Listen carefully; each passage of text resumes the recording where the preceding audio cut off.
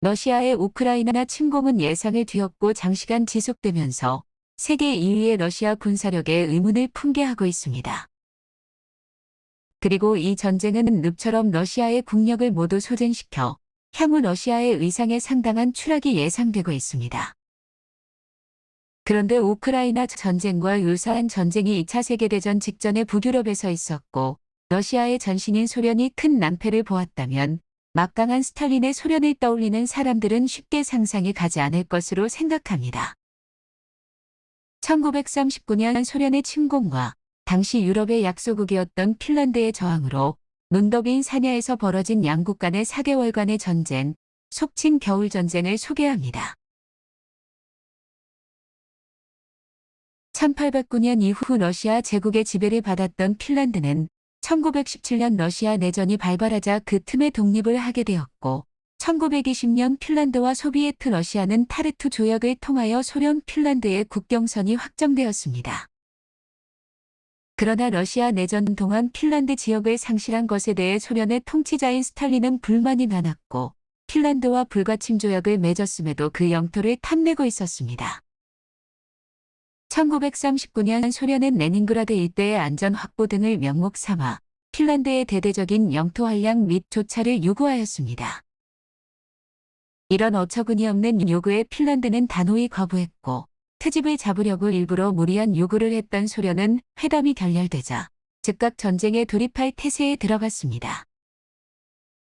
1939년 11월 26일 소련 핀란드 국경지대의 마이닐라에서 자신들의 국경 수비 초소가 핀란드군에게 포격을 당한 것 마냥 위장한 자작극을 벌였고 그것을 핑계로 소련군은 4일 뒤 핀란드의 전면적인 침공을 개시했습니다. 개전 당시 소련군은 국경선 전체에 걸쳐 총 25개 사단 54만 명을 동원했고 이 인원은 핀란드가 동원할 수 있는 병력 자원의 3배에 달했습니다. 당시 핀란드는 내전으로 군전력은 허약할 대로 허약해 있었고 연료 비축량은 19일에서 61분에 불과했습니다. 전차의 숫자는 2,400대 9, 항공기는 500대 80으로 비교가 애초에 되지 않았고 때문에 전쟁 기간 동안 핀란드군은 노획한 장비의 상당 부분을 의존해야만 했는데 그나마 다행인 것은 따발총의 원조 수호미 기관단총이 보급되어 있었다는 정도였습니다. 핀란드와 소련의 국경은 1000km에 달했지만 기후와 도로 사정으로 진격을 할 수 있는 루트가 그리 많지 않았는데 소련군은 남부 북부 순으로 침공 계획을 세워 만네르헤임 선을 돌파하는 제7군과 라도가 호수 북부로 진격하는 제8군으로 나누어 진격했습니다. 자만에 가득 찬 소련군은 10일치 보급품만 준비한 채로 헬싱키를 폭격하며 침공을 시작해 눈 깜짝할 새에 국경에서부터 30에서 75km를 진격하여 핀란드군의 방어선인 만네르헤임 선에 도달했습니다. 초기의 전황은 소련군 전차에 핀란드군이 대응을 못해 고생을 했습니다. 그러나 당시 소련군 전차병들은 숙련도가 미숙했고 전차의 장갑 또한 아직 그리 두껍지 않아 핀란드군은 곧 소련군 전차군단의 약점을 파악했고 이를 이용하여 근거리 대전차 전술을 개발해냈습니다. 굵은 통나무를 전차 궤도와 현가장치 사이에 밀어 넣어서 고장을 일으키고 엔질룸이나 해치 속에 화염병을 던져넣고 흡착식 대전차 포격을 사용하는 방법으로 대응했습니다. 12월 6일 모든 핀란드군은 만네르헤임 선을 비롯한 방어선에 틀어박혀 방어전에 돌입했고 군사력의 열세에도 불구하고 기호와 강을 이용한 방어로 소련군의 공격을 저지했습니다. 소련군은 예상으로 강력한 핀란드군의 저항에 직면했고 계속된 공격에도 방어선은 여전히 뚫리지 않고 소련군의 피해만 늘어갈 뿐이었습니다.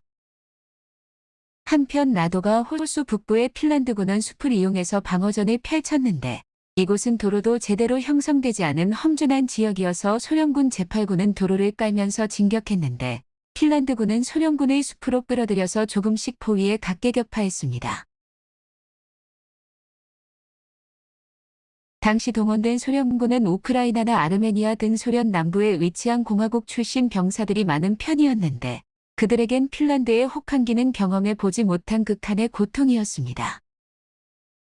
1939년에서 40년의 겨울 동안 카렐리아 지역의 평균 기온은 영하 15도에 육박했고 최저 기온은 영하 43도를 찍었는데 당시 소련군은 총에 맞아서 죽은 병사보다 얼어 죽은 병사가 더 많았다고 합니다. 눈이 엄청나게 내려 별로 상태가 좋지 않은 도로가 몽땅 폭설에 묻히자 전차가 진격은커녕 보급도 못하는 상황에 빠져버렸고 부실한 월동 장비는 피해를 더욱 크게 만들었습니다. 핀란드의 울창한 산림과 엉망이었던 도로 사정에 스탈린의 조급한 공격 명령이 더해지면서 소련군의 진격로는 면이 아닌 선에 가까운 형태를 띠게 되었는데 핀란드군은 좁은 진격로의 전면을 참호전 형태로 막으면서 후방부대와 보급대를 기습했다 빠지는 게릴라전으로 괴롭혔습니다. 전쟁이 시작되자 스웨덴, 덴마크, 노르웨이 등지에서 핀란드에 대해 자금과 무기를 지원하고 의용군을 파견하는 등 도움의 손길도 왔고 스칸디나비아 국가들 외에 에스토니아나 헝가리, 이탈리아에서도 소수의 자원병을 파견하였으며 영국, 프랑스, 미국 등은 핀란드에 물자를 지원해 주었습니다. 12월 9일부터 다음해 1월까지 계속된 수호무사미 전투에서 소련군이 25,000명을 넘는 사망자를 내며 전쟁이 완전히 교착 상태에 빠지자 세계는 소련군을 비웃고 핀란드에게 갈채를 보냈습니다. 결국 소련군은 1940년 봄이 되자 폴란드 침공에서 맹활약했던 세면 티모셴코를 새 지휘관으로 임명하여 소련군을 재정비했고 티모셴코의 지휘 아래 자신들의 지난 패배에서 얻은 교훈을 되새기면서 90만 명의 병력을 더 투입해 총공격을 감은 마침내 만네르헤임 선을 돌파했습니다. 이 시점에서 핀란드군은 한계에 달한 상태였고 이미 핀란드군의 사상자는 7만 명에 가까웠고 이는 핀란드군 병력의 20%를 넘는 심각한 상태였습니다. 모든 자원이 바닥난 핀란드는 소련군이 만네르헤임 선을 돌파하자 결국 1940년 3월에 소련에게 항복하고 평화협정을 체결했습니다. 협정의 결과로 핀란드는 영토의 11%, 산업능력의 10%를 소련에게 넘겨주었습니다. 전쟁 기간 동안에 핀란드군은 전사자 약 2만 5천여 명, 부상자 4만 5천여 명의 피해를 입었으며 소련군은 전사자 12만 7천 명, 부상자 18만 9천 명이라는 경이적인 인명피해를 냈습니다. 소련군에게 겨울전쟁의 심각한 피해는 값이 매우 비싼 수업료였지만 이렇게 비싼 값을 치르고 배운 전우는 훗날 독소전쟁에서 크게 도움이 되었습니다. 수많은 병사들이 동사한 것에 교훈을 얻어 방한 장비가 대폭 개선되었으며 기관단 총의 효용을 깨닫고 전군에 보급하게 됩니다. 독소전에서 초반 대참패 끝에 모스크바를 내줄 위기에 몰렸던 모스크바 공방전에서는 이때 체득한 동계작전의 교훈을 10분 활용해 독일군과의 전쟁을 승리하게 됩니다.